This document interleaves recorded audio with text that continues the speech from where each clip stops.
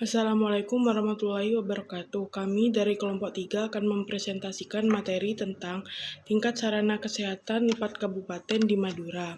Perkenalkan, nama saya Fitri Hindarti Rosalina sebagai pemateri pertama. Di sini saya akan memaparkan materi tentang tingkat sarana kesehatan di Bangkalan dan tingkat sarana kesehatan di Sampang. Nah, yang pertama, pengertian kesehatan itu sendiri. Kesehatan adalah hak dasar manusia yang merupakan salah satu aspek kualitas dari sumber daya manusia. Kesehatan juga menjadi salah satu kebutuhan bagi setiap manusia yang harus dicermati. Kesehatan merupakan salah satu aspek yang terpenting yang dapat dijadikan komponen untuk menilai kesejahteraan masyarakat dengan melihat dan mengetahui derajat kualitas fisik penduduk dari segi kesehatannya. Nah, indikator yang digunakan untuk melihat derajat kesehatan penduduk adalah angka kematian bayi dan angka harapan hidup. Selain itu, aspek penting lainnya yang turut mempengaruhi kualitas fisik penduduk adalah status kesehatan yang diantara lain dapat diukur melalui angka kesakitan. Melalui pembangunan bidang kesehatan, diharapkan pelayanan kesehatan yang memadai dapat dirasakan oleh semua lapisan masyarakat yang ada di Kota Bangkalan. Selanjutnya yaitu yang B, tingkat sarana kesehatan di Bangkalan. Mengenai sarana kesehatan diantaranya yaitu ada puskesmas, rumah sakit, sarana upaya kesehatan yang berada di wilayah Kabupaten Bangkalan. Nah, yang pertama jumlah puskesmas yaitu 22 puskesmas perawatan. Jumlah tempat tidur keseluruhan dari 22 puskesmas adalah 249 tempat tidur. Nah, yang kedua rumah sakit, indikator yang digunakan untuk menilai rumah sakit antara lain melihat perkembangan fasilitas perawatan yang biasanya diukur dengan jumlah rumah sakit dan tempat tidurnya, serta rasio terhadap. Yang ketiga, sarana produksi dan distribusi kesediaan farmasi dan alat kesehatan. Salah satu indikator penting untuk menggambarkan ketersediaan sarana pelayanan kesehatan adalah jumlah sarana produksi dan distributor kesediaan farmasi dan alat kesehatan.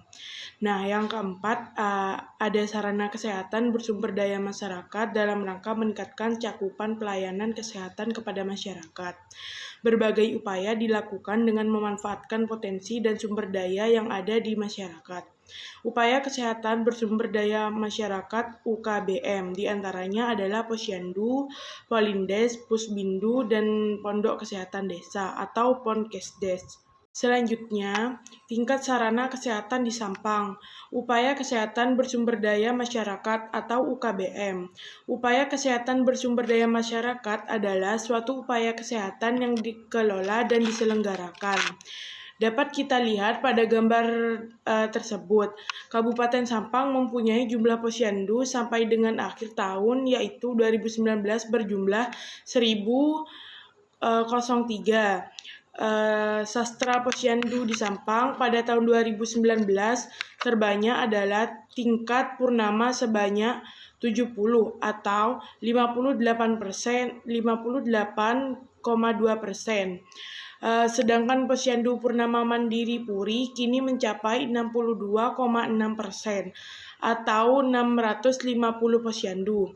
Posyandu Puri adalah posyandu yang dapat melakukan 5 program pelayanan dasar secara lengkap yaitu KIA, KB, imunisasi, gizi, serta pencegahan diare bersama kader kurang lebih 5 orang. Di samping itu, Sastra Posyandu Puri dapat dikembangkan menjadi Taman Posyandu. Dengan kata lain, Taman Posyandu dibentuk melalui 3 pilar, yaitu Posyandu Puri, BKB, serta Selanjutnya, dari gambar tersebut kita bisa melihat pusat kesehatan masyarakat atau disebut juga dengan puskesmas. Puskesmas merupakan ujung tombak pelayanan kesehatan sampai di tingkat kecamatan. Sampai dengan tahun 2019, jumlah puskesmas di Kabupaten Sampang sebanyak 21 puskesmas yang terdiri dari 19 puskesmas rawat inap dan 2 puskesmas non-rawat inap. Puskesmas merupakan garda depan dalam penyelenggaraan upaya kesehatan dasar. Masyarakat menghendaki pelayanan kesehatan yang aman dan bermutu. Puskesmas juga semakin memberikan pelayanan yang berkualitas. Dan untuk menjamin perbaikan mutu tersebut dilakukan melalui mekanisme akreditasi puskesmas yang telah diakreditasi di Kabupaten Sampang sebanyak 21 puskesmas. Selanjutnya dapat kita lihat dari tabel tersebut, di mana rumah sakit di Kabupaten Sampang tahun 2019 mengalami perubahan. Yang awalnya hanya mempunyai satu rumah sakit di wilayah perkotaan, sekarang menambah satu rumah sakit baru yang akan dioperasikan pada tahun 2020 di bagian utara, tempatnya di Kecamatan Ketapang. Pelayanan rumah sakit terdiri dari pelayanan dasar, medik, pelayanan spesialis, dan pelayanan penunjang. Salah satu pelayanan dasar medis adalah pelayanan rawat jalan dan rawat inap. Jumlah kunjungan pasien rawat jalan tahun 2019 adalah 65.684. Untuk kunjungan pasien rawat inap tahun 2019 adalah 15.027. Sekian penjelasan dari saya, selanjutnya akan dijelaskan oleh pemateri yang bertugas. Saya Nur Fadila akan melanjutkan presentasi sebelumnya, yaitu nomor 4, sarana kefarmasian dan alat kesehatan. Ketersediaan obat dan vaksin di puskesmas salah satu komponen penting dari sarana pelayanan kesehatan yang bermutu adalah manajemen logistik obat yang mencakup pengadaan, distribusi, dan penyimpanan obat. Pada tahun 2019, rata-rata ketersediaan 20 jenis obat dan vaksin di puskesmas se-Kabupaten Sampang sebesar 100%. Adapun selanjutnya adalah sarana kefarmasian.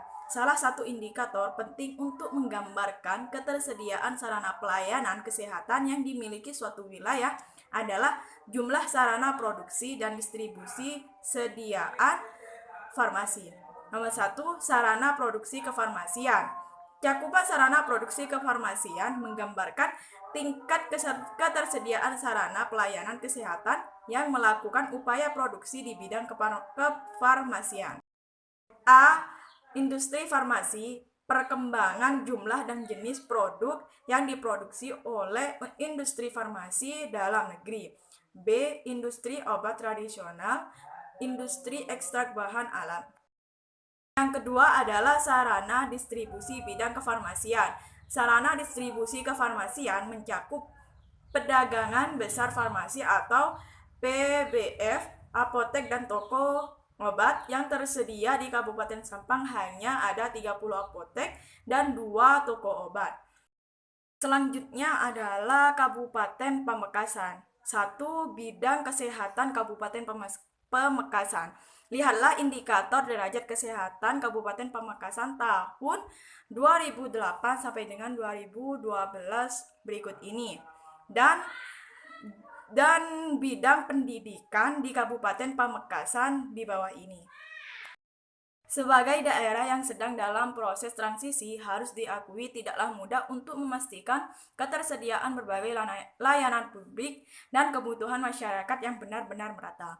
Akibat keterbatasan dana pembangunan, sering terjadi arah dan fokus pembangunan dilakukan secara terbatas, sehingga belum menyentuh aspek-aspek yang dibutuhkan masyarakat secara detail dan merata. Adapun kinerja pemerintah Kabupaten Pamekasan yang membutuhkan perhatian, yaitu salah satunya adalah bidang pendidikan dan bidang kesehatan. Lihatlah tabel berikut ini. Dalam bidang kesehatan, beberapa indikator kinerja yang belum tercapai yang perlu perhatian pemerintah Kabupaten Pamekasan secara optimal, bukan hanya berkaitan dengan cakupan imunisasi anak yang belum merata dan promosi kesehatan yang belum mendapatkan dukungan yang optimal dan stakeholder, tetapi juga berkaitan dengan belum tercipta pemerataan dalam standarisasi kesehatan dan sarana prasarana layanan kesehatan. Selanjutnya adalah di bidang pendidikan. Lihatlah tabel di atas. Angka partisipasi sekolah di jenjang SMA derajat umumnya belum berkembang dengan optimal karena masih adanya krisis kepercayaan di benak sebagian masyarakat terhadap arti penting sekolah. Selain itu, harus diakui di Kabupaten Pamekasan juga belum terrealisasi secara maksimal profesionalisme guru dan tenaga pendidikan. Di Kabupaten Pamekasan, untuk membangun bidang pendidikan harus diakui masih ada sebagian guru dan tenaga pendidikan yang belum memperhatikan kinerja yang benar-benar profesional dalam penyelenggaraan proses belajar mengajar, terutama karena latar belakang pendidikan yang sebagian belum sesuai dan juga karena ketidakmampuan untuk membangun suasana belajar yang benar-benar joyful learning dan partisipasi.